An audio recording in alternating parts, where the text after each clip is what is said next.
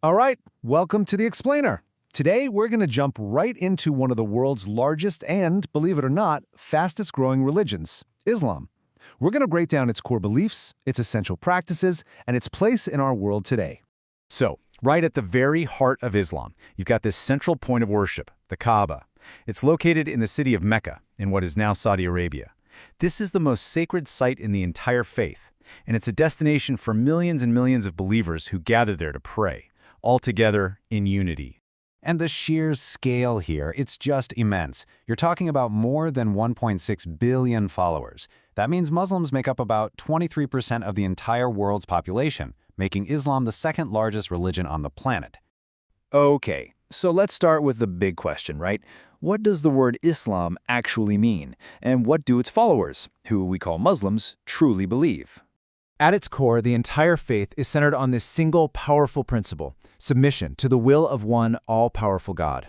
In fact, the word itself, al-Islam, is Arabic, and it translates directly to submission. Now this is a really key point. For Muslims, Islam isn't seen as some new religion that just appeared. Instead, they view it as the final and complete version of a faith that's been around since the beginning of humanity. They believe that God's messages through earlier prophets were altered over time, and that the Qur'an is God's final, untouched word. All right, so now that we have that foundation, let's really dig into the core beliefs and the key figures that unite all Muslims all over the globe. Okay, the single most fundamental concept in all of Islam is something called Tawheed. And what that means is the absolute, no-compromise belief in the oneness of God. It declares that God is a single, indivisible being with no partners or equals. He is one.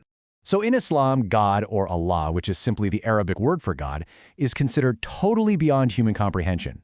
You won't see any images or statues. Instead, God is described and known through various names and attributes like the compassionate and the merciful. So Muslims believe that God didn't just leave humanity to figure things out on its own. He sent messengers, or prophets, throughout history to guide people. And what's fascinating is that the Quran talks about many of the same figures you'd find revered in Judaism and Christianity, people like Adam, Abraham, Moses, and even Jesus. It's all part of a shared prophetic tradition. And this all leads up to a really crucial belief in Islam, that Muhammad is the last in this long line of prophets. He's known as the seal of the prophets. He's seen as the one chosen to receive and share the final, complete, and unaltered word of God with the world, which is recorded in their holy book, the Qur'an. So you might be wondering, how do these core beliefs translate into daily life? Well, the life of a Muslim is really structured around 5 essential acts of worship, which are known as the 5 pillars. You can think of these 5 pillars as the essential framework for a Muslim's entire life. It starts with the personal declaration of faith, it includes the discipline of praying 5 times a day, and it also covers social responsibilities, like giving to charity and fasting. Altogether, they create this rhythm of devotion that connects a believer not just to God, but to the entire global Muslim community, the Ummah. And wow, this image just perfectly illustrates that connection. The Hajj, the pilgrimage to Mecca, is just such a powerful expression of this framework. You have millions of Muslims from every corner of the globe all coming together in this profound display of unity and devotion. It's really something to see. So, that shared framework of the 5 pillars provides structure for a Muslim's life. But what about the path itself? This leads us to one of the most talked about and honestly one of the most misunderstood aspects of Islam, Sharia. You know, the word Sharia itself is actually a really powerful metaphor. It literally translates to the path leading to the watering place. I mean, think about it, a lifeline in the desert.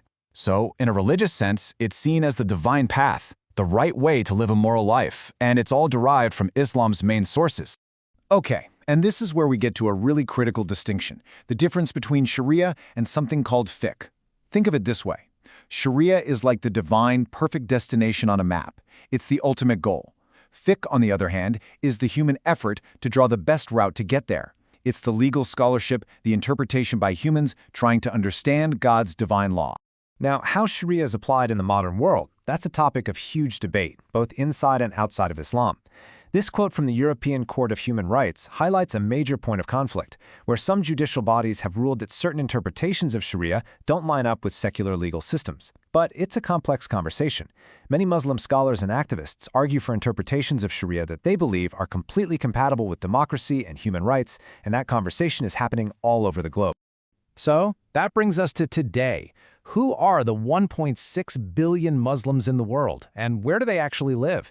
Let's take a look at the diversity and the global distribution of the faith.